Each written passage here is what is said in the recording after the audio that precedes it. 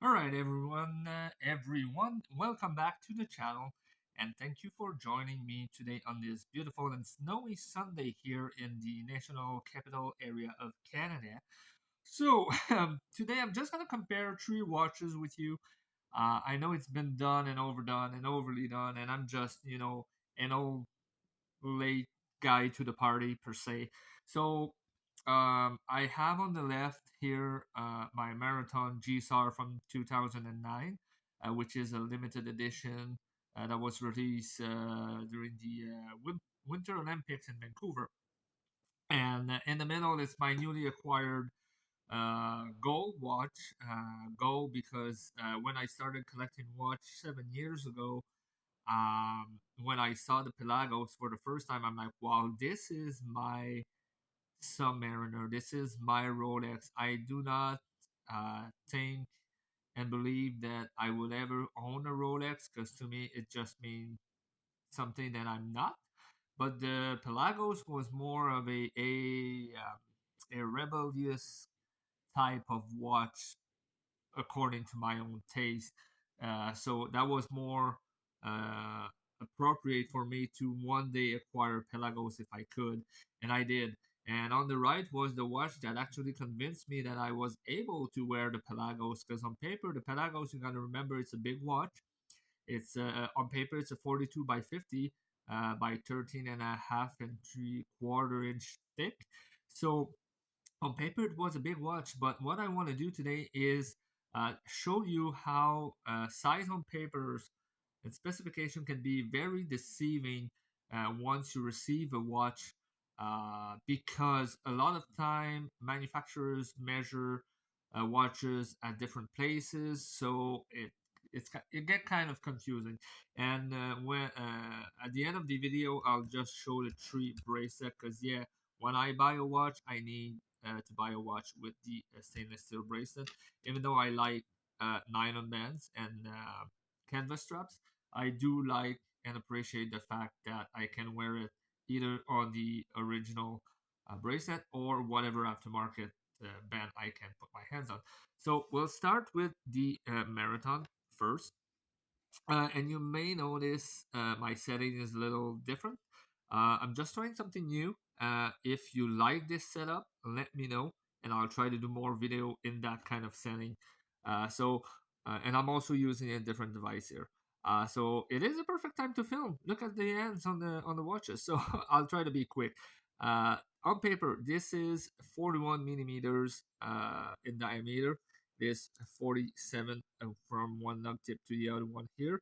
It is 14 millimeters thick, and on paper, that's what it is. But look how far that bezel stick out of the actual case. So what's going on here is that they make them watches like that so that the bezel is over the watch case, so that way it's way easier to grip when you have gloves. And given the fact that the Marathon has such an aggressive knurling on the bezel, it just adds to the utilitarian look and feel and practicality of the watch itself. Sorry, man, I just stumbled upon my words here. That's why the case itself is 39 and a half. So it wears smaller, and that's one complaint a lot of people have about the GSAR is that in the 41 millimeter it wears smaller. Well, it wears smaller because simply the fact the case is smaller than the actual advertised size because it's measured at the bezel.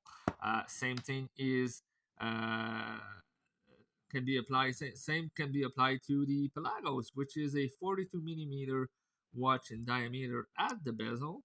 It is 49.5 lug tip to lug tip, and that's one point of contention among a lot of people.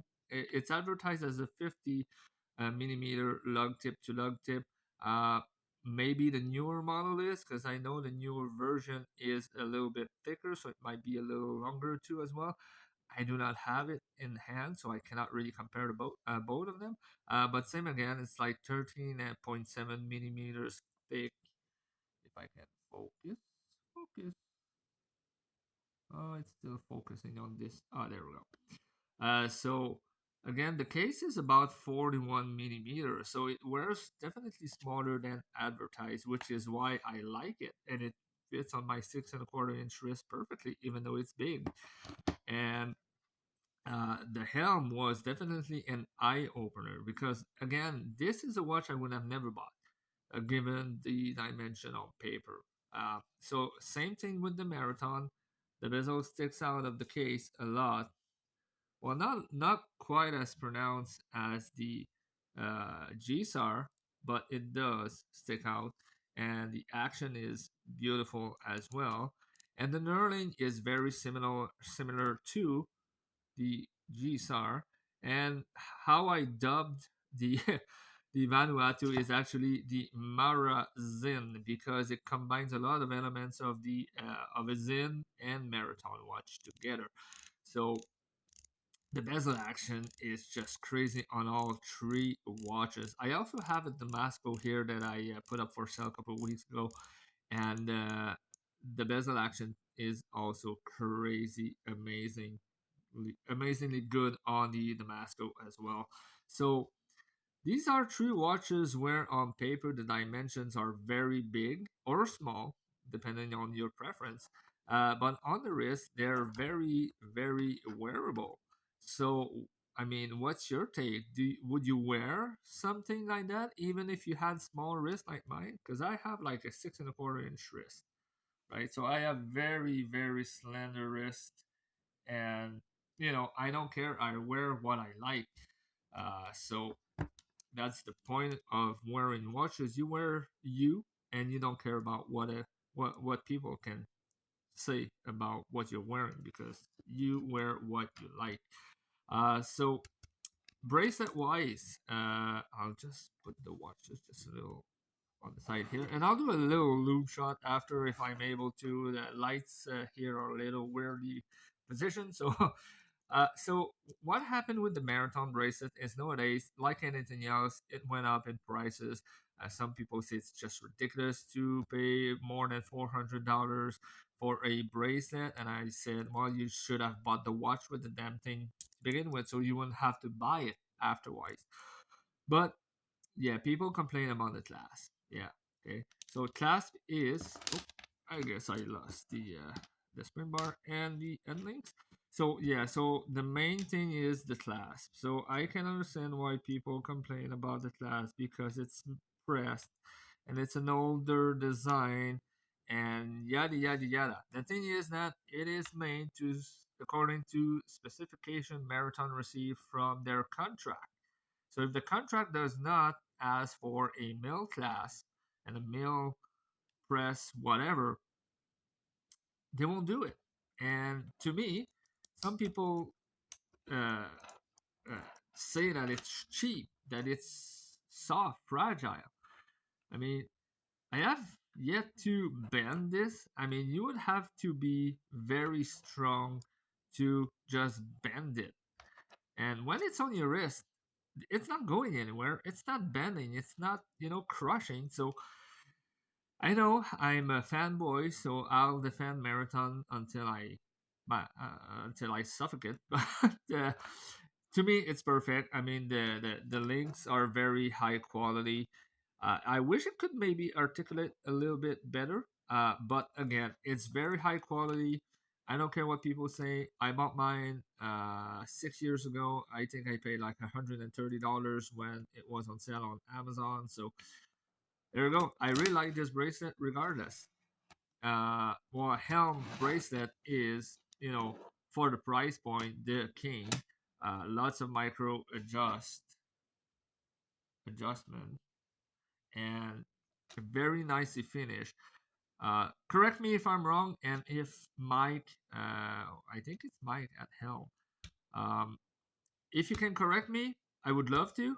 Uh, just tell me if it is manufactured at the same place as Strap Code Miltat bracelet, because it definitely feels and looks like a Miltat bracelet. I had a Super Engineer bracelet before from Strap Code, and it was exactly the same. And I don't blame him. Those are amazing value for money when you buy them. And the fact that it is actually tapering down just a little bit to 20 millimeter, it's even better.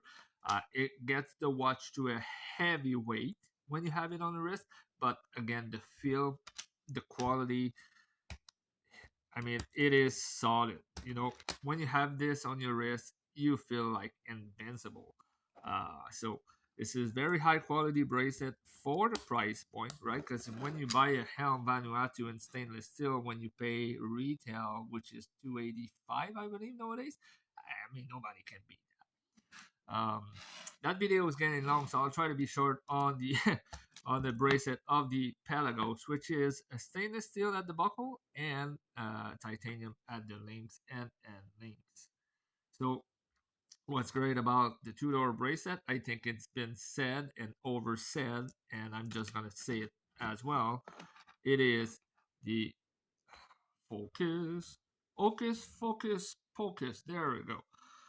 Yeah, it is the adjustment, right? So I did try that on gloves because I'm not a diver, so I do not have a wetsuit to try this on.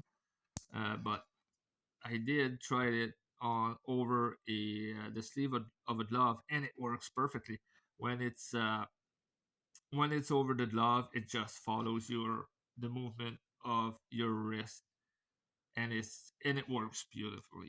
So this is not designed as you got to wear this on your wrist, and once you're at the end of the adjustment, you just wear this on your wrist because that's not comfortable at all. It digs in your wrist, so that's really meant to be used over a diving suit or a sleeve or a glove, pretty much. So this is a very beautifully done bracelet, very light, of course. And the weight is on the buckle, but the weight on the clasp and buckle actually over compensate for the weight of the watch. So it's so well balanced on your wrist, and the links are just so well articulated, right? I mean, this thing is just beautiful. But again, that would be a very expensive bracelet compared to the Helm and compared to the Marathon. Obviously, people will still complain that the Marathon bracelet is going to be like $600 Canadian now, something like that. But again, you can buy like any OEM bracelet. It's going to be super expensive. So it's not something specific to Marathon. All OEM bracelets are expensive. So if you go and buy a Seiko bracelet that's gonna have a pressed clasp like that, you're gonna pay $200-300 as well for an OEM crappy, uh, low quality bracelet from Seiko. And yes, I said it because Seiko product, when you come to the low end of Seiko, it's really cheap. And nowadays a Seiko 5 is like $500. So I'm like, if I'm gonna pay $500 for a watch with some cheap hardware, I'd rather pay 500 more to have something of a better quality, or even wait for another helm to come and buy another helm because I know for the price point it's gonna be a very good quality and well built watch. So I think you guys know by now that I'm really not a fan of Seiko watches anymore.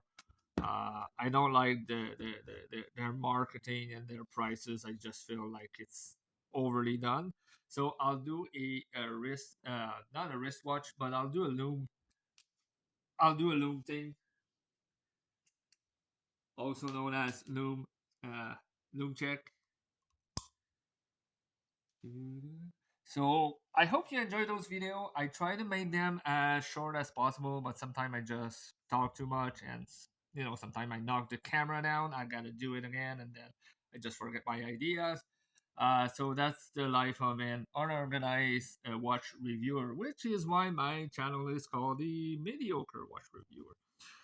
So you do have the tritium, which is barely visible because of the daylight, but you get the pip and the Mara glow on the second hand, which the newer Marathon has a tritium tube at the second hand, which is why I like this older model. They wanted to change the second hand when I sent it for service, and I was like, no, I would like to keep the original piece in place.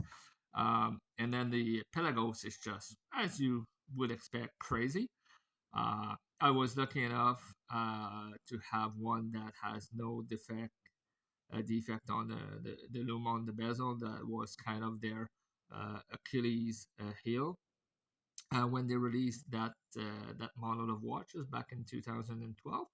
And the reason why I wanted a two-liner with the ETA-based movement is because I wanted the loom pip at 3 o'clock. The newer version don't have the loom pip, and I'm like, it looks better balanced like this, and I mean, to me, a dive watch has to have loom indices all around. So when it's missing a loomed indices on the face of the watch because of whatever, I'm not a big fan. I like them when they're all there. I know it's kind of silly, but anyways. So the helm now is glowing as bright as the Pelagos, and the date is at 6 o'clock, and you can still see the Lume pip at 6 glowing. So I did test these two last night, uh, back hand to hand, one on each wrist, and by morning both were still very visible. The great thing is that uh, both the indices on the bezel were as loomed as the hands and indices on the dial, which is something that some watches do loom their bezel, but it fades way quicker than the actual indices on the dial. Which is, why do you even bother looming a bezel if it doesn't last as long as the rest of the watch? So, I mean, you're talking about, you know, cheaper watches maybe. But the difference is that yes, the Tudor was slightly more uh, visible in the morning than the Helm, but they do fare very well one against the other. And I wouldn't be able to recommend one over the other according to the Loom because they do a very good job at both of them. So I'll turn on the lights back again. And I would like to thank you all if you managed to stay until the end of the video, which um, I highly doubt. But I'm hopeful that this video was informative to the masses. And if you want to see other videos in that kind of format and in that kind of scenery, just let me know, and I'll try to shoot more videos like in this format in the future. So I wish you all a very nice week.